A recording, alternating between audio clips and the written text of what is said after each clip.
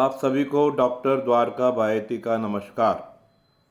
दोस्तों, अभी कोरोना के डेल्टा वेरिएंट का तूफान थमा भी नहीं था कि बहरूपिया कोरोना के एक नए रूप, एक नए वेरिएंट ओमिक्रॉन के बादल छाना शुरू हो गए हैं।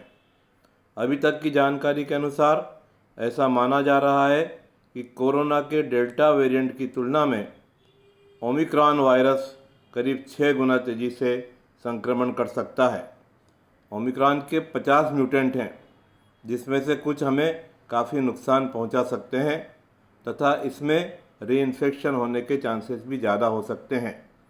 क्योंकि अभी तक इसके बारे में ज़्यादा कुछ पता नहीं है तथा न ही ऐसा कोई डेटा हमारे पास है जिससे यह जान सकें कि इस पर वैक्सीन कितना काम करेगा। अतः विश्व स्वास्थ्य संगठन ने इसे चिंताजनक बतलाया है तथा साथ ही साथ सभी देशों को इससे सावधान रहने व बचने के लिए उचित कदम उठाने की सलाह दी है।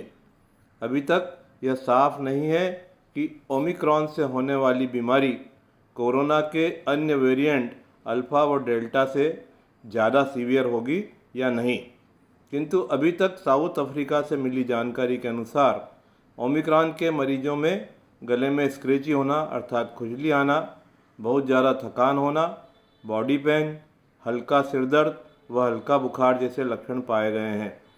किंतु अभी तक किसी भी मरीज में टेस्ट व स्मेल जाने व ऑक्सीजन सेचुरेशन के कम होने जैसे लक्षण नहीं मिले हैं। केवल कुछ मरीजों में ही तेज बुखार पाया गया है। अधिकतर पेशेंट्स को हॉस्पिटल में भर्ती होने की ज़रूरत नहीं पड़ी है।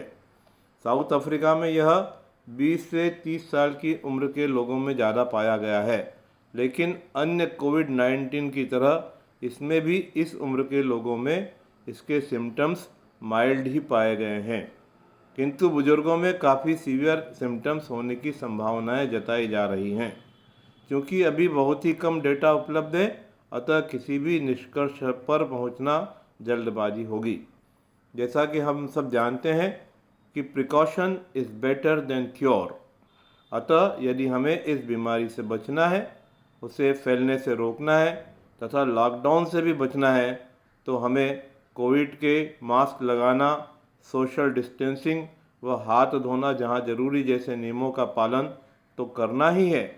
साथ ही साथ यदि आपने अभी तक टीका नहीं लगवाया है तो जल्द से जल्द लगवाना भी उतना ही ज़रूरी है। ये सभी हमारे दायित्व भी हैं व कर्तव्य भी। यदि आप अपने इन कर्तव्यों का निर्वाह न करेंगे तो आपके इस बीमारी से पीड़ित होने के चांसेस तो हैं ही, साथ ही साथ आप उसे समाज में फैलाने जैसे पाप के भागीदार भी होंगे। और फिर सरकार, प्रधानमंत्री, डॉक्टर्स या अन्य किसी को भी उसके लिए जिम्मेदार ठहराने का आपको कोई अधिकार नहीं है। आपको मेरा यह प्रेजेंटेशन कैसा लगा, कृपया कमेंट्स कर ज़रूर बतलाएं तथा इसे लाइक के साथ ही शेयर भी अवश्य करें। और यदि आपने अभी तक मेरे इस चैनल को सब्सक्राइब नहीं किया है तो अवश्य करें। धन्यवाद।